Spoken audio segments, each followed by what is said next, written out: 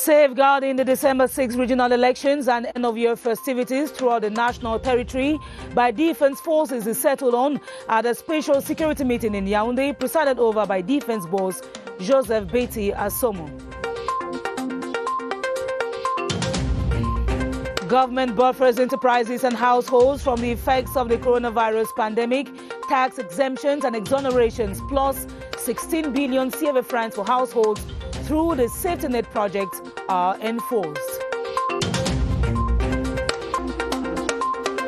The tussle between the Cameroon Football Federation and the Professional Football League persists, with a discordant convening of the resumption of the football championship ordered by the World Football Governing Body, FIFA. Good evening and thanks for joining us. Those were the headlines of the 7:30 News.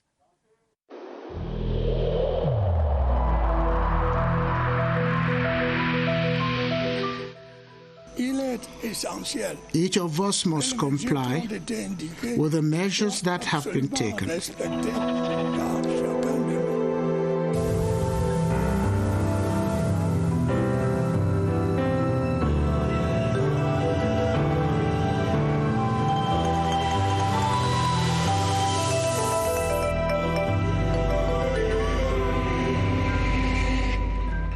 Welcome back. Measures are being taken to secure end-of-year festivities in the country by defense and security forces.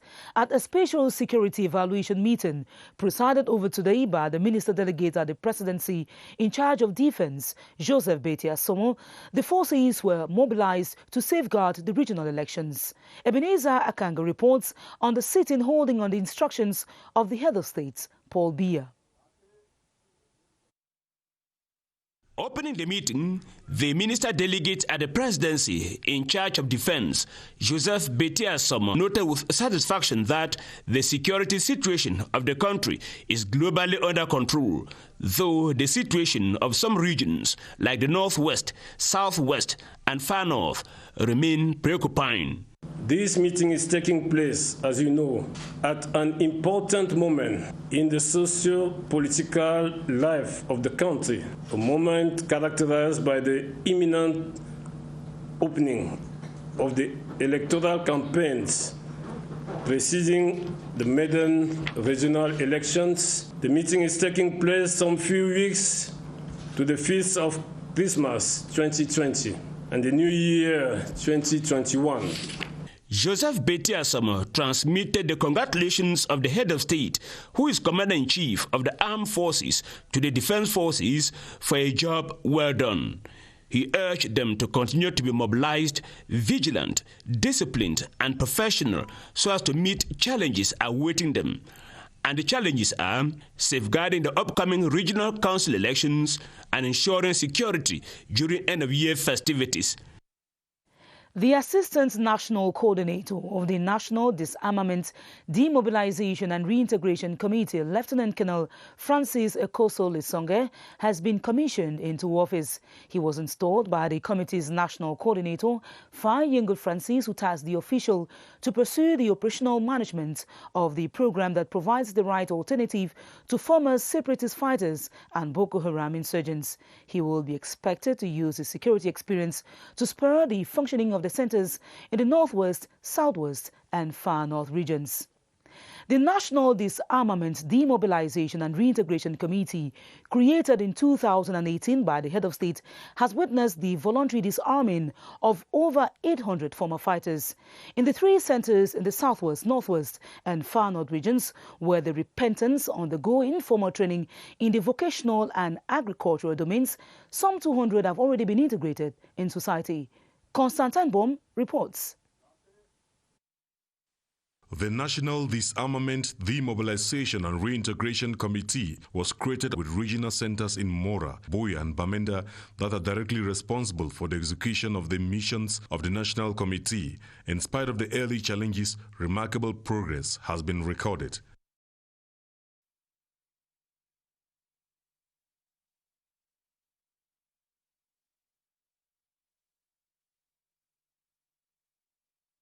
About 800 young persons have listened to the fatherly call of our President, His Excellency Paul Biya. The DDR is about to celebrate its second anniversary with better results. Exfighters that are effectively in our centers are well catered for. The vision of the head of state is clear and consists of the construction of huge multi-purpose vocational centers. Work on the Buea Center is expected to start in the days ahead. The Mora Center in the Fano will start in the month of February 2021. Each of the centers has cost the sum of 1,191,000,000 francs CFA. The call for peace and the admonition for separatist fighters in the two predominantly English-speaking regions to lay down their arms is being adhered to. The most recent is that of 12 former combatants in Lebialem in the southwest region who have decided to join their prayers to get a new life away from violence and wanton destruction. Tanjong Levisagbo tells us more from CRTV Southwest in Buea. The 12 ex-fighters who have been operating in Wabani and Alo, all in Lebialem division, declared their willingness to be reintegrated into the society. The Secretary General at the Southwest Governor's Office, Dr. Muhammadu, used the opportunity to invite other separatist fighters to heed the President's call to leave the bushes, lay down their arms and join their fellow countrymen to contribute towards the development of the country. I want to seize this opportunity to call those who are still in the bush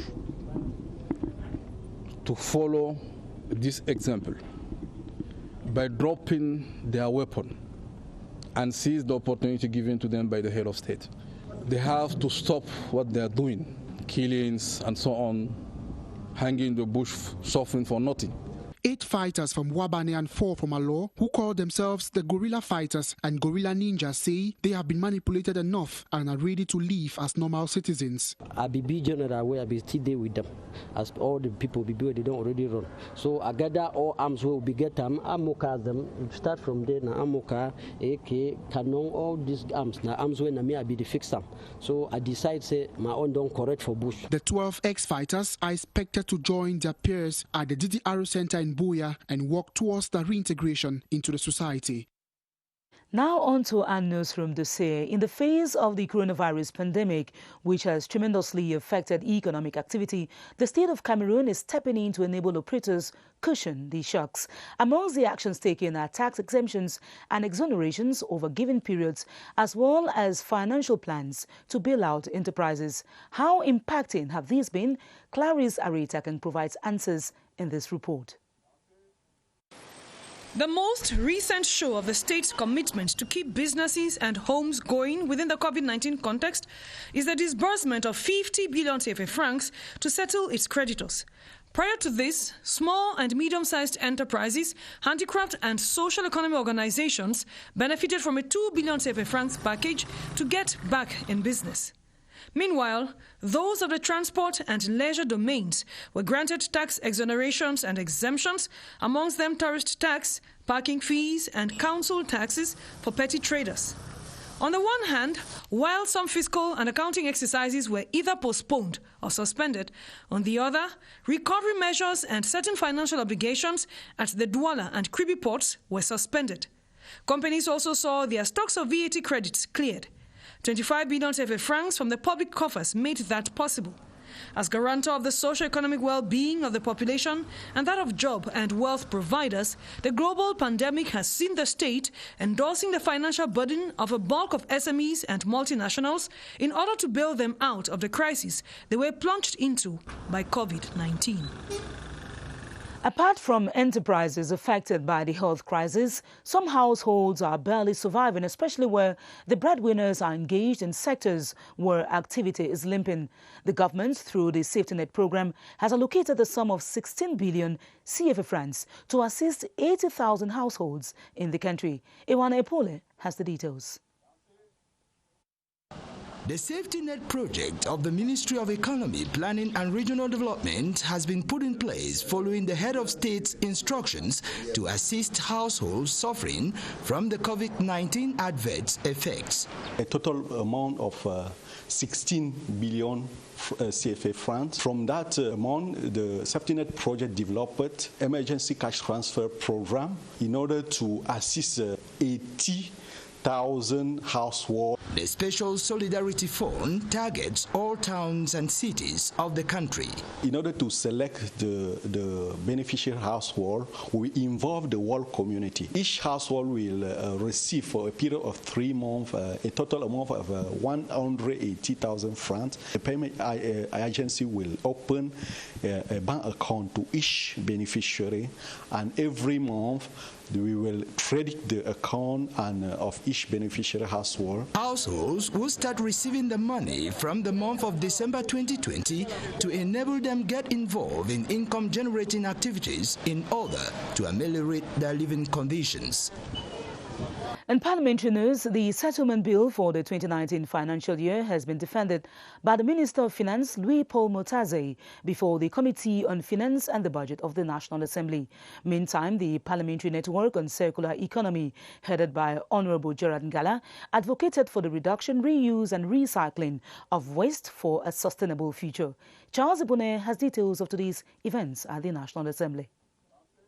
3 hours plus was the time spent by Finance Minister Louis-Paul Motase before the Budget and Finance Committee of the National Assembly to talk the settlement bill of the state for 2019. I think we have given all the explanations because the parliamentarians wanted to know why in some sectors we had a 100% execution rate, in the other sectors less than that. According to available credible documents, about 94% of the budget was executed with an initial sum of plus 5,485 billion CFA francs, which was later slashed because of some circumstances.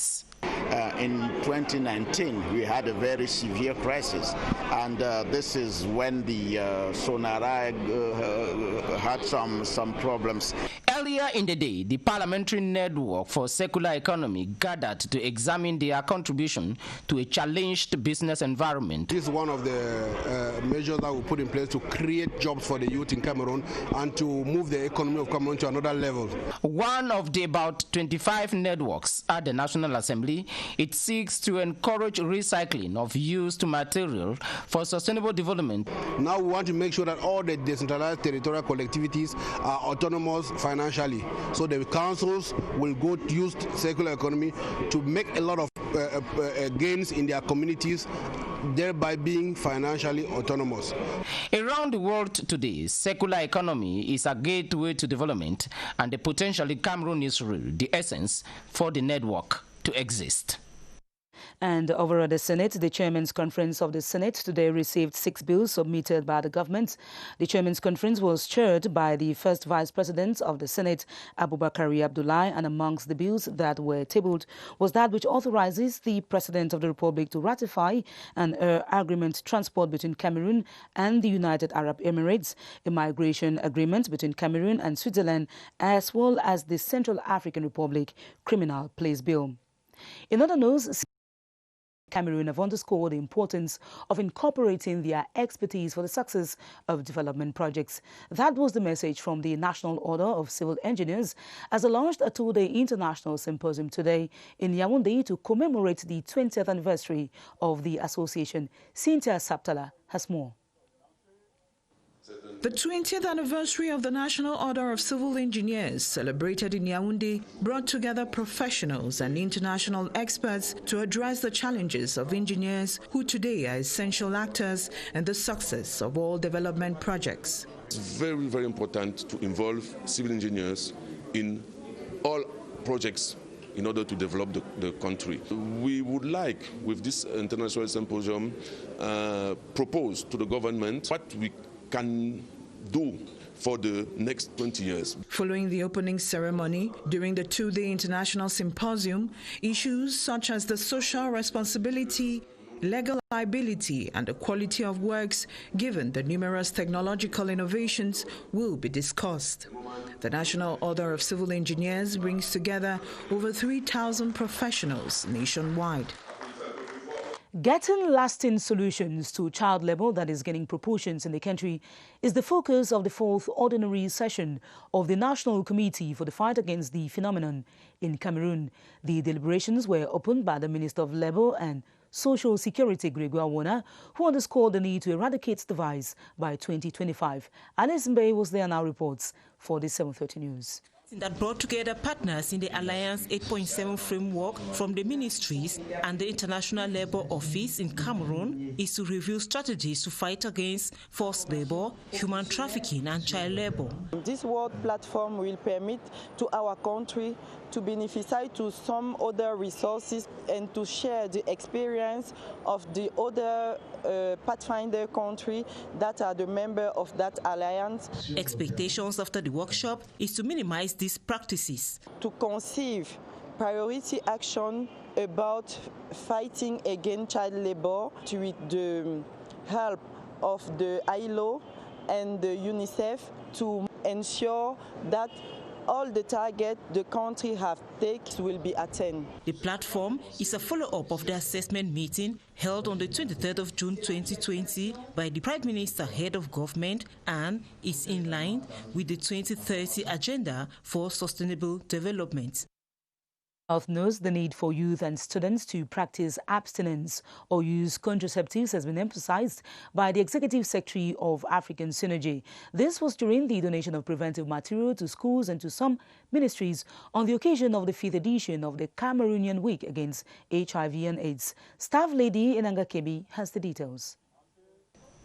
The well-packed cartoons on display at the Esplanade of African Synergy contained male and female preservatives, artificial male and female genital organs, T-shirts, flyers, pins, and other gadgets aimed for preventing HIV/AIDS and COVID-19. Present to receive the consignments were representatives of beneficiary establishments. Children have to accept to be tested and not to be afraid of tests. Condom is not for the children because what we preach is abstinence. According to the Executive Secretary of African Synergy, Mr. Jean-Stéphane Biacha, youths and the society at large must be protected against HIV/AIDS and COVID-19. He later handed some symbolic packets to some representatives. I'm so happy and grateful that Mama Chantabia is thinking about us, about our health, to the extent of providing materials for us to prevent the spread of HIV in our various school environment. Educative discussions with students' health clubs, non-governmental organizations, and partners of African Synergy has been scheduled at the Yaoundé Lycée Leclerc come Friday next.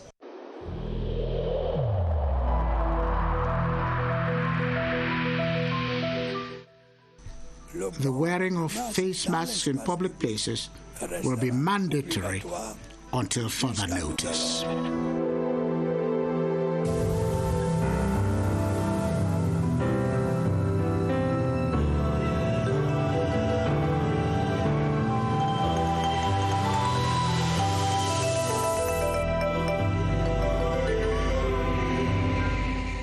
The increase in violation of preventive measures against COVID-19 prescribed by governments and the World Health Organization continues to preoccupy the medical corps.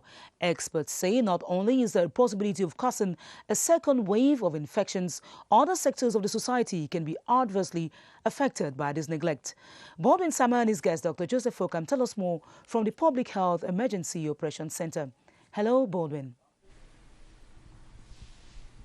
Good evening, Esther Kima. From every indication, if Cameroonians stop respecting these outlined barrier measures, talking about the spread of, to limit the spread of the coronavirus, there is a possibility that we will have this second wave of the pandemic in Cameroon. And what may just be the other implications? Will it only concern the health sector if we should have this second wave of this pandemic in Cameroon? We discussed that tonight with our guest, Dr. Joseph Fokam. He is a virologist. Good evening to you, Doctor. Good evening, Baldwin. If it happens that we have this second wave of the pandemic in Cameroon, what implications will we have as far as other sectors are concerned? Does it only imply that it's only the health sector that will be affected? no burden. It is true in the health sector, actually, we are already seeing an increased demand in terms of testing. We are also seeing an increasing number of cases who are positive and who required medical attention. But beyond the health system, where we are already experiencing a burnout syndrome due to the heavy workload, we also notice, actually, in our context, that if we have this widespread of the virus, which we are already seeing in the clinic, we might end up going back to the lockdown measures. And lockdown measures have serious implications beyond the health system. For example, we have many Cameroonians living with the local income-generating activities. They will have to stop their businesses, and this will generally affect the entire community, with even school that may end up being locked down. So the measures are quite drastic, be it within the health system and be it also within the community. And that's why we really want people to go back to the practice of barrier measures, without which we are quite afraid that in a few months we may face a serious outbreak again of COVID-19 in Cameroon. Very briefly, Doctor, why should we be so worried about the second wave? Yes, we should be so worried. Why? Because at the Chantal Biya International Reference Center, for instance, we had just 5% prevalence of COVID-19 in August and in September. But since October and November, we are already going towards 10% positivity rate, which means the cases are really increasing. And we really want people to be aware of this. Let them practice those barrier measures effectively. Thank you so much, Dr. Joseph Fokam, for being our guest this evening. We should continue respecting these outlined barrier measures, not only by the World Health Organization, but equally by the government of Cameroon, to avoid a possibility of us embracing a second wave of the pandemic. Back to you, Esther Kima. Very much, Borden Sama. Ignoring the preventive measures doesn't only affect our health, but it also could affect the economy and also the educational system, and we don't want that. As we announced in one of our top stories, the tussle between the Cameroon Football Federation, FECAFOOT, and the Professional Football League is far from ending. The World Football Governing Body, FIFA, has called for the resumption of the Football Championship in Cameroon that had hitherto been interrupted due to the disagreement between both structures. Borden Sama earlier the day he spoke to the league's president, General SEMNGUE. This is the official document from FIFA that gives the go-ahead for the Football Championship to continue, and the Professional Football League intends to continue with the championship after it officially kicked off. FIFA calls on FECAFOOT to restart with the championship where it was interrupted. It is normal for a championship to resume, the one organized by the Professional Football League. The Professional Football League extends a hand of collaboration to the Cameroon Football Federation. We just wish to collaborate like before. FECAFOOT should give us referees to officiate the matches. They should give licenses to the different clubs, and FECAFOOT should accept our programming. Meanwhile, FECAFOOT intends to start a new championship organized by the football body based on the fact that they withdrew the league's competencies. As the Professional Football League says, they should not get mixed up with the legal organizer. They are two different things. Did FIFA ask them to start a championship? No, they were simply asked to continue from where it had stopped. The Court of Arbitration for Sports restored the league's full rights to organize the football championship, and the powers that be called for the implementation of the decision, as the Professional Football League is on the right track. It is hoped that both structures agree in order to ensure sanity in the football sector in Cameroon. Still in sports, the 2020 Chantal Biya International Grand Prix Cycling Tour is on course, with Rwandan cyclist Moise Mugisha winning the first lap. Cameroonian athlete Michel Tienche came second after his team SNH dominated the closed circuit. Daniel Lekonde witnessed the launch today in Douala, presided over by Sports and Physical Education Minister Professor Narcisse Mwele-Kombi. Here's his report. He wasn't in front in the entire lap, but Moise Mugisha made a great leap to win the 95.9-kilometer closed circuit in 2 hours, 15 minutes and 41 seconds. Just a split second apart, Cameroon's Michel Tienche came second. Now I'm happy. I'm winning stage one. I promise I might win my country. early stage, I can try finish the stage. I'm finishing my journey, but now I'm up now. Thank you, my teammate and staff. Thank you, coach, and the mechanics here. The 23-year-old won the lap, which entailed going around a 13-kilometer circuit 7 times. Those rounds were dominated by Cameroon's SNH team, but couldn't get across the line when it mattered. In all, the Grand Prix Chantal Biya registered 60 bikers from 9 nations. Cameroon has 2 teams consisting of 12 cyclists. The lone European delegation here is Slovakia, whose 2018 winner Belan Durange did not make the journey. Also, last year's winner Azedine Lagab did not show up for this year's race. One of the main sponsors of the Chantal Biya Grand Prix International Cycling Tour is the Cameroon telecommunications company CANTEL. The corporation, which has for over 2 decades fulfilled its corporate social obligations, uses the event as well to showcase its services. Daniel Ekonde once again with the details. At the service of the Grand Prix Chantal Biya is the National Telecommunications and Internet Service Provider, CANTEL. The company has been a partner of the bicycle race for more than 20 years, and its romance goes beyond just supporting the event. This is a very important and unique opportunity for CANTEL, to sponsor the 20th edition, of the Chantal Biya Tour. We are very proud to be part of this event because it gives us a unique opportunity to showcase what we're doing at CANTEL. Fulfilling its corporate social responsibility, the company provided packages for the best Cameroonian cyclists, and it says it will go on in that spirit in all the 5 laps. What we've done here is that we actually brought connectivity to the media. We organized a media center to make sure that you guys could work in proper conditions and relay the event properly across the country using the latest technology. So we brought you a 4G internet connection that's available for the media. We basically feed that media center for you guys, so now you can do your job properly. So this is very important, and we're going to keep doing that at each of the different steps. CANTEL also made available conducive space for journalists covering the race while being on standby for internet service. In another advertorial, a partnership agreement for the creation of a center to train Cameroonians in water production and management at Akomyada has been signed between the Ministry of Employment and Vocational Training and the Cameroon Water Utilities Corporation, CAMWater. It was appended by Minister Issa Chiroma Bakari and the Director General of CAMWater, Gervais Bolenga. Cynthia A-Team has more from Douala. The Ministry of Employment and Vocational Training has entered into an agreement with the Cameroon Water Utilities, CAMWater, to set up an appropriate training center at Akomyada in the Central Region in the domain of water production, maintenance and management.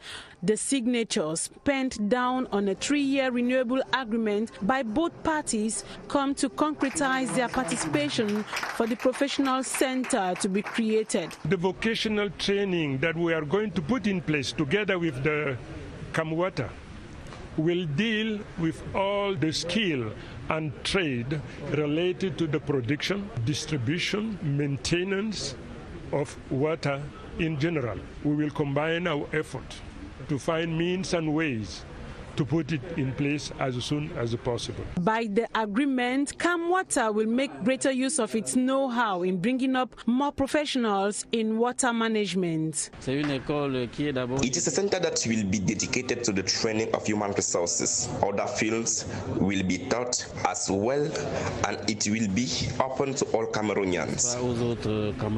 The combined efforts of MINEFOP and CAMWater is aimed at creating employment and making more Cameroonians job creators.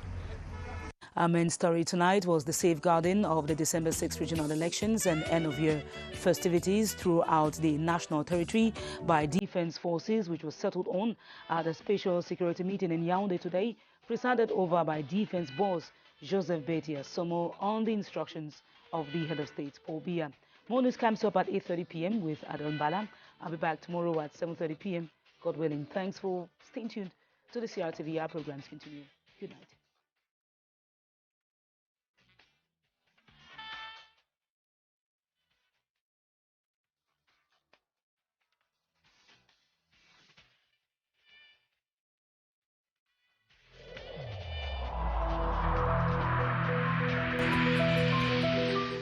It In this connection, we should avoid stigmatizing.